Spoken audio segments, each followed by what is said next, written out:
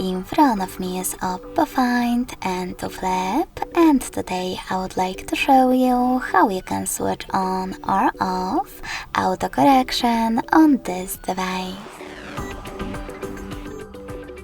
First of all, go into Settings and scroll all the way down to access additional settings.